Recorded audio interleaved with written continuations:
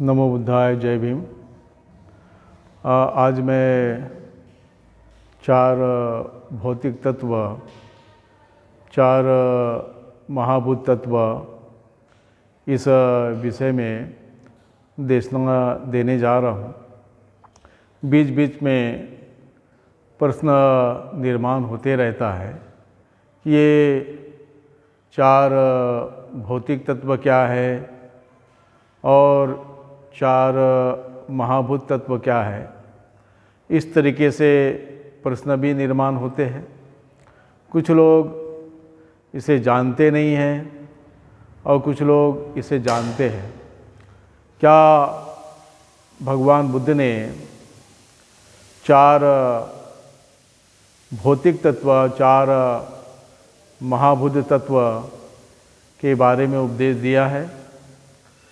इसके बारे में भी जो अपने आप को बौद्ध कहते हैं वो भी लोग इस बात से अनभिज्ञ हैं। मेरे बताने का कारण ये है कि भगवान बुद्ध ने किस चीज़ का पुनर्जन्म, इस विषय पे भगवान बुद्ध ने अपनी देशना दी। तो भगवान बुद्ध ने उस स्थान पर 4 महाभूत तत्व, 4 भौतिक तत्वों के बारे में उपदेश दिया है। और इस बात को भी डॉक्टर बाबा साहब अम्बेडकर ने बुद्ध एंड धम्म, किस चीज़ का पुनर्जन्म, ऐसा विषय उन्होंने निर्माण करके बुद्ध एंड धम्म में लिखा है। तो मेरा बताने का मतलब है कि ये 4 महाभूत तत्व ये क्या है, और ये जो 4 महाभूत तत्व क्या व्यक्ति के मरने के बाद विद्यमान रहते हैं या नहीं रहते, इस तरीके का भी प्रश्न निर्माण होता है। तो ये शरीर कैसे बनता है और इस शरीर से कैसा तादात्म्य छूट जाता है, इसके ऊपर मैं विस्तार पूर्वक बोल रहा हूँ। भगवान बुद्ध ने नाम और रूप के में इस बातों को उल्लेख किया है कि नाम क्या है, रूप क्या है। और रूप में भगवान बुद्ध ने 4 महाभूत तत्व, भौतिक तत्व को स्वीकार किया है, बताया है। ये 4 महाभूत तत्व और ये भौतिक तत्व दूसरा तीसरा कुछ भी नहीं है, दोनों का नाम समान है। और ये 4 महाभूत तत्व, भौतिक तत्व जिसे हम कहते हैं पृथ्वी धातु, जल धातु, अग्नि धातु, वायु धातु, इसे 4 महाभूत तत्व कहते हैं और इसी को 4 भौतिक पदार्थ कहते हैं। भगवान बुद्ध कहते हैं कि इन 4 भौतिक पदार्थों से ही शरीर का निर्माण होता है और इन 4 भौतिक पदार्थों के छूटने से व्यक्ति का जीवन, शरीर छूट जाता है। ये 4 भौतिक तत्व के बारे में भगवान बुद्ध कहते हैं कि पृथ्वी धातु क्या है। भगवान बुद्ध कहते हैं जो पृथ्वी में जितना भी खुरदरा पदार्थ दिख रहा है, ठोस पदार्थ दिख रहा है, जो भी पृथ्वी में जो श्रृंखला दिख रही है, ये जो पृथ्वी धातु है, वैसे ही आपका जो शरीर है ये पृथ्वी धातु है। आपके शरीर में जो कुछ भी ठोस पदार्थ होगा, वो ठोस पदार्थ, वो सब चीज़ पृथ्वी धातु कहलाती है। उसी तरीके से भगवान बुद्ध कहते हैं इस पृथ्वी पर जितना भी जो जलीय पदार्थ दिख रहा है, जो तरल जो पदार्थ दिख रहा है, वैसे ही तरल पदार्थ आपके भीतर में है। भगवान बुद्ध कहते हैं बाहरी तरल पदार्थ और भीतरी तरल पदार्थ यानी जल दोनों एक ही है। भगवान बुद्ध कहते हैं कि आपके जो रक्त है, आपके पेशाब है, आपके पित्त है, आपके आंसू है, ये जो कुछ भी आपके शरीर में जो तरल पदार्थ है और जो बाहरी जो तरल पदार्थ है, बुद्ध कहते ये दोनों एक ही है। उसी तरीके से भगवान बुद्ध कहते हैं, पृथ्वी धातु के बारे में कहा, भगवान बुद्ध ने जल धातु के बारे में कहा, भगवान बुद्ध ने अग्नि धातु में कहा के बारे में कहा। भगवान बुद्ध कहते हैं कि संसार में जो कुछ भी अग्नि जो दिखाई देती है, उसी तरीके से आपके भीतर में भी अग्नि धातु है, जिससे आपका शरीर तपता है, जिससे आपका खाया पिया सारा कुछ पचता है। भगवान बुद्ध कहते हैं कि जो बाहर में जो अग्नि धातु नज़र आती है, वैसे ही आपके भीतर में जो अग्नि धातु मैंने जो बताई, ये अग्नि धातु एक ही है। उसी तरीके से भगवान बुद्ध कहते हैं कि वायु धातु, पृथ्वी पर जो वायु है, जो वायुमंडल है, पृथ्वी में जितनी भी वायु होगी वैसे ही तुम्हारे भीतर में वायु है। बुद्ध कहते हैं जो श्वास प्रश्वास लेने वाली वायु, आपके नसों में नसों से गुजरने वाली वायु, आपके पेट में रहने वाली वायु, बुद्ध कहते हैं कि जो बाहरी जो वायु नज़र आती है और ये जो भीतर वायु है, बुद्ध इस प्रकार से दोनों को एक ही कहते हैं। और इन 4 महाबुद्ध तत्व से व्यक्ति का जीवन निर्माण होता है। इन 4 महाबुद्ध तत्व के वजह से व्यक्ति का शरीर छूट जाता है। आपने कभी डॉक्टर के पास में गए होंगे, आपने अपने परिजनों के मृत्यु के संबंध में सुने होंगे कि फलाना फलाना व्यक्ति जो है, उसका जो शरीर जो था जीर्ण शीर्ण अवस्था में हो गया था, उसका शरीर फोड़ों से रोगों से भर गया था, उसका शरीर जर्जर हो गया था, इसलिए उसके प्राण छूट गए। प्राण मतलब उसके भीतर से जो है उसका शरीर छूट गया। इस तरीके की बातों को आप सुनते हैं। आप ये भी सुनते हैं कि फलाना फलाना जो व्यक्ति जो है, अपने परिजनों के बारे में सुनते हैं। आप देखते हैं कि अरे वो व्यक्ति इसलिए गुजर गया क्योंकि उसके शरीर में खून की कमी हो गई थी, उसके शरीर में पानी की कमी हो गई थी। वो जो कुछ भी उसके शरीर में खून नहीं बनता था, उसके शरीर में जितना भी पानी चढ़ाते थे वो पानी निकल जाता था। इस तरीके की बात होती थी। पानी की कमी के कारण, खून के कमी के कारण मृत्यु हो गई। आप इस तरीके की भी बातें सुनते हैं। आपने ये भी सुना होगा कि फलाना फलाना जो व्यक्ति है, उसके श्वास लेने में तकलीफ़ हो गई, श्वास लेने की प्रक्रिया उनकी ठीक से नहीं रही, ऑक्सीजन की कमी उसके शरीर में हो गई और उसकी मृत्यु हो गई। आपने ये भी सुना होगा कि उनके पेट में, छाती में, पीठ में वायु चढ़ जाने के वजह से या पीछे से गैस पास नहीं होने की वजह से मृत्यु हो गई। डॉक्टर इस तरीके से भी मृत्यु को घोषित करते हैं और आपने ऐसा सुना है। उसी तरीके से भगवान बुद्ध कहते हैं कि आपने पृथ्वी धातु, जल धातु, अग्नि धातु और वायु धातु, ये जो कुछ भी है, ये जो कुछ भी पदार्थ है, इस पदार्थों के आपके शरीर में अगर विद्यमान रहेंगे, ये शरीर में बराबर बने रहेंगे तो आपका जीवन बराबर होगा। अगर ये आपके शरीर से कम ज़्यादा हो जाएंगे तो आपको अपने जीवन से छूटना होगा। इस तरीके का शरीर होता है। और भगवान बुद्ध ने इस बात को स्वीकार किया है कि व्यक्ति के शरीर छूटने के बाद में ये 4 भौतिक तत्व विद्यमान रहते हैं। और इस बात को बाबा साहब अम्बेडकर ने पुनर्जन्म किस चीज़ का, उस विषय पे बाबा साहब अम्बेडकर ने बुद्धेन धम्म में लिखा है। जब व्यक्ति का शरीर जब छूटता है, जब वो मर जाता है, तो मरने के बाद में ये 4 भौतिक तत्व का क्या होता है। तो भगवान बुद्ध कहते हैं कि 4 भौतिक तत्व जो आकाश में, आकाश आयतन में जो कुछ भी भौतिक तत्व है, वो भौतिक तत्व वहाँ चले जाते हैं। उदाहरण था, आपका शरीर जब मृत हो जाता है, ये शरीर का स्पर्श इस भूमि से होने के बाद ये भूमि में विलीन हो जाता, भूमि में मिल जाता है। इस तरीके से ये पृथ्वी धातु है।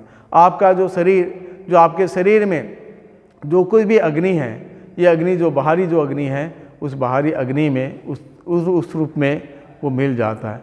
आपके शरीर में जो कुछ भी जल है वो जल में मिल जाता है। आपके शरीर में जो कुछ भी वायु है वो वायु निकलने के बाद में वो वायुमंडल में मिल जाती है। इस तरीके से आपका शरीर बना रहता है और इस तरीके से आपका शरीर ये चार भौतिक तत्व के नहीं रहने के कारण आपका शरीर मृत घोषित हो जाता है। लेकिन फिर भी भगवान बुद्ध कहते हैं कि चार भौतिक तत्व बने रहते हैं और ये चार भौतिक तत्व बने रहने के कारण भगवान एक बात निर्माण होती है कि पुनर्जन्म होता है क्या। तो भगवान बुद्ध ने पुनर्जन्म के संबंध में भगवान बुद्ध कहते हैं कि ये आकाश आयतन में जो विविध लोगों के जो शरीर से जो चार भौतिक तत्व जो निकलते हैं वो आकाश आयतन में रहते हैं और एक ही व्यक्ति के चार भौतिक तत्व अगर एक दूसरा शरीर उससे निर्माण करते हैं तो वो उसका उस रूप में व्यक्ति का पुनर्जन्म हो सकता है। लेकिन ऐसा नहीं होता है क्योंकि ये चार भौतिक तत्व आकाश आयतन में रहने के कारण विभिन्न लोगों के जो शरीर से के चार भौतिक तत्व है वो चार भौतिक तत्व आपस में मिलते हैं और आपस में मिलने के पश्चात उन चार भौतिक तत्व का जीवन के रूप में निर्माण होता है। तो इसका ये मतलब नहीं कि वही व्यक्ति का पुनर्जन्म हुआ है, वही व्यक्ति ने जन्म लिया। तो ये बहुत मुश्किल है कि एक पर्टिकुलर एक व्यक्ति का विशेष का जन्म होना। उदाहरण तो मैं आपको दूँ कि आप एक अगरबत्ती जलाएं, अगरबत्ती जब जलती है तो अगरबत्ती से जो धुआं युक्त जो गंध निकलता है वो जैसे जैसे ऊपर उठता है वो ऊपर उठते उठते वो चारों तरफ फैल जाता है, इन्हें वायुमंडल में वो मिश्रित हो जाता है। उसको जानना पहचानना देखना नहीं देखा जा सकता, लेकिन फिर भी उसकी खुशबू जो है चारों तरफ पसरी होती है। उसी तरीके से होता है। भगवान बुद्ध ने कहा है कि जब हम किसी के मृत व्यक्ति के पुण्यानुमोदन के जब कार्यक्रम में जाते हैं तो जाने के बाद में वहाँ उस्कर विधि करते हैं। वो विधि ये होती है कि जल विधि होती है। जल के द्वारा जो जल डाला जाता है तो वो एक भावना होती है, भावना कि जो जल है ये जल नाले से बहता हुआ, नदी से बहता हुआ ये आकाश में जाएगा और आकाश से समुद्र में जाएगा और समुद्र से आकाश में चले जाएगा। जो कुछ भी जल है वो ज़मीन में जाता है और ज़मीन में भाप बनकर वो आकाश में पहुंच जाता। उसी तरीके से जितना भी जल है, आप देख रहे हैं कि वर्षावास का काल चल रहा है, अत्यधिक वर्षा हो रही, ये जल सीधा सीधा बहते बहते नाले से बहते हुए, नाली से बहते हुए नदी जाएगा और नदी से बहते हुए समुद्र जाएगा और समुद्र से बहते हुए फिर ये भाप के माध्यम से फिर आकाश में लौट जाएगा और फिर बाद में ये पानी के तौर पर नीचे आता है। तो आपने ये चक्र देखा। उसी तरीके से ये जो शरीर है वैसे ही शरीर का तादात्म्य चलता रहता है। लेकिन जब तक बुद्ध कहते हैं कि संसार से व्यक्ति तब तक नहीं छूटता है जब तक वो अपने भीतर में राग, द्वेष, मोह, माया, अहंकार 108 प्रकार की तृष्णाओं को जब तक वो अपने शरीर से नष्ट नहीं करता तब तक उसका जीवन विद्यमान होता है। विद्यमान होता मतलब यानी पर्टिकुलर उसी व्यक्ति का जीवन विद्यमान होता है ऐसा नहीं है। ये चार भौतिक तत्व आकाश आयतन में विद्यमान होते हैं। इन चार भौतिक तत्व का छूटना आपका इस जनन और मरण के भवसागर से छूटने के लिए भगवान बुद्ध ने जो मार्ग बताया है उस मार्ग पे ही चलकर आप इस संसार के जन्म मरण के भवसागर से छूट सकते हैं। अन्यथा ये जन्म मरण का भवसागर व्यक्ति के जीवन में बना रहता है। जिस बातों को मैंने बताया ये चार भौतिक तत्व है, ये चार भौतिक तत्व आपके शरीर में जब तक बराबर है तो आपका जीवन है और ये चार भौतिक तत्व आपके शरीर से इनकी कम ज़्यादा मात्रा हो जाएगी तो आपका मरण हो जाएगा। इस शरीर को आप एक रूप में नाव के रूप में समझिए। जैसे नाव होती है कि नाव में सवार जो व्यक्ति होता है इस किनारे में बैठकर उस किनारे पे जाकर उतर जाता, उसी तरीके से शरीर को समझिए।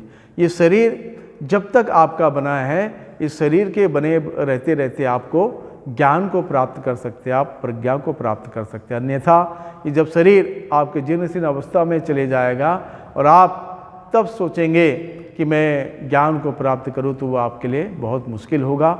इस शरीर को नाव के रूप में समझे और शरीर के रहते रहते आपने जब तक आपका शरीर बना है उससे जीर्णशीर्ण अवस्था में शरीर पहुंच जाए, मरण धरण अवस्था में शरीर पहुंच जाए, उससे पहले व्यक्ति ने अपने जीवन में ज्ञान को प्राप्त करना है और श्रुतमय प्रज्ञा को अपने भीतर में निर्माण करना है और चिंतनमयी प्रज्ञा को अपने भीतर में निर्माण करना है और भावनामयी प्रज्ञा को निर्माण करना है। इस तरीके से हमने अपने जीवन में ज्ञान को प्राप्त करना है। और बहुत से लोग ये भी प्रश्न उठाते हैं, ये भी प्रश्न कहते हैं, अरे 4 भौतिक तत्व के छूट जाने के बाद में उसके प्रति जो शांति होती है वो शांति कैसे होती है? भगवान बुद्ध ने खुद कहा है कि भावना व्यक्त करो। अभी मैंने कहा है कि 3 प्रज्ञा में एक जो प्रज्ञा होती है भावनामयी प्रज्ञा। भगवान बुद्ध ने भावना की बात कही है, तो भगवान बुद्ध ने भावना की बात कही। अगर इस पृथ्वी पर अगर हम भावना करते हैं, किसी भी प्रकार की भावना करते हैं, उदाहरणतः एक बात को आप समझिए कि आप कहीं रास्ते से जा रहे हैं, आप मन में एक बात को लाते हैं कि अरे ये सामने जो कुत्ता है उस कुत्ते के पास से या किसी जानवर के पास से मैं गुजरते उसे मैं लात मारूंगा, या मन में इस तरीके की भावना निर्माण करते हैं। और ये सेंस को वो सामने का जो जानवर है वो समझ जाता है और वो आपके ऊपर में आक्रमण करता है या भौंकने लगता है या आपके पीछे भागने लगता है। अगर उसी एक व्यक्ति मन में कुछ नहीं लाता, मन में कोई भावना नहीं लाता, वो वहाँ से गुजर जाता है, लेकिन जहरीला भी कोई व्यक्ति जानवर होगा या आक्रमण करने वाला कोई जानवर होगा, उसका भी नुकसान नहीं करता। तो ये बताइए, तो ये कैसा होता है? अगर आपने अपने मन में गलत भावनाओं को निर्माण किया, और गलत भावना को निर्माण करना मतलब आप दूसरे के भीतर में गलत भावनाओं को दे रहे हैं। जैसे आपका कोई शत्रु है, वो शत्रु है तो आप रात दिन उस शत्रु के बारे में गलत सोचेंगे, और गलत सोचने के बाद में आप उसके अहित के बारे में सोचेंगे और उसका कैसे बुरा हो उसके लिए आप षड्यंत्र करेंगे, उसके लिए आप कार्य करेंगे। तो आप जो है उसको तो पटकने देंगे, जब दोगे तब दोगे, लेकिन इस तरीके से जो व्यवहार आप जो कर रहे हैं, तो इस तरीके से व्यवहार करने से आप उसको शांति नहीं दे रहे हैं, बल्कि आप उसको और उत्तेजित कर रहे हैं, उसको और आक्रमण बना रहे हैं, क्योंकि आप उस तरीके से अपने मन में भावना निर्माण करते हैं और उस भावना को निर्माण करके आप उस तरीके से कार्य करते हैं।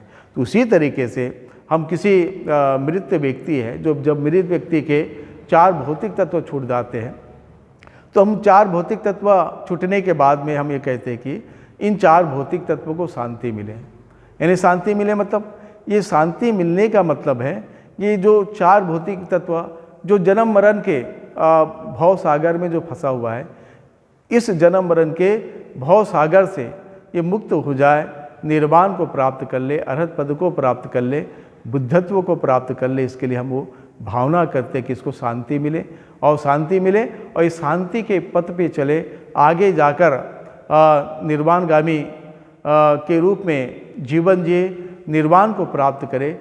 इस तरीके से हम जो कुछ भी मृत व्यक्ति है उसके 4 भौतिक तत्व के लिए भावना व्यक्त करते हैं कि ये आगे जाकर निर्वाण को प्राप्त करे, आगे जाकर सद्गति को प्राप्त करेगा। इस तरीके की भावना करेंगे तो 4 भौतिक तत्व कल जाकर उस सद्गति को प्राप्त होंगे। अगर आप उसके प्रति गलत भावना करेंगे तो आप तो उल्टा ही उसको दे रहे हैं, आप उल्टा ही उसके भीतर में उस भावना को, गलत भावना को डाल रहे हैं। तो इसलिए संसार में जो कुछ भी है, जो कुछ भी पदार्थ है, 4 भौतिक तत्व है, वो विद्यमान रहते। उन 4 भौतिक तत्व के शांति के लिए हमने बात करना चाहिए, मन में भावना प्रकट करना चाहिए, उसको शांति प्राप्त हो। इसलिए भावना बहुत बड़ी चीज़ होती है। इसलिए भगवान बुद्ध ने 3 प्रकार की प्रज्ञा में भावनामयी प्रज्ञा भी बताया, चिंतनमयी प्रज्ञा भी बताया, श्रुतमयी प्रज्ञा भी बताया। अगर आप अपने जीवन में इस तरीके से प्रज्ञा को निर्माण करेंगे तो आप अपने भी जीवन को मंगलमय कर सकते हैं और औरों के भी जीवन को मंगलमय कर सकते हैं। तो मैंने आज 4 भौतिक तत्व के बारे में बताया कि 4 भौतिक तत्व कैसे आपके शरीर में रहते हैं और कैसे आपके शरीर में आपका जीवन बना रहता है, और कैसे आपके शरीर से ये 4 भौतिक तत्व की कमतरता होने के कारण, निकल जाने के कारण आपका जो शरीर है मृत हो जाता है, श्वास प्रश्वास रुक जाती है, आपके शरीर का चोला उतर जाता है, इस तरीके का आपका शरीर हो जाता है। तो आपने इस बात को समझना है।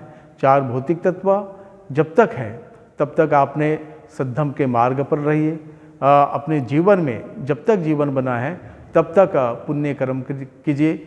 जब तक आपका जीवन बना है तब तक अपने जीवन बने रहते रहते आपने सीलों का पालन करना है, क्योंकि ये सील और यही पुण्य कर्म जो है आगे उस भौतिक तत्व की पारमिताएँ होती है। तो इसी के साथ मैं अपने वाणी को ही विराम देता हूँ।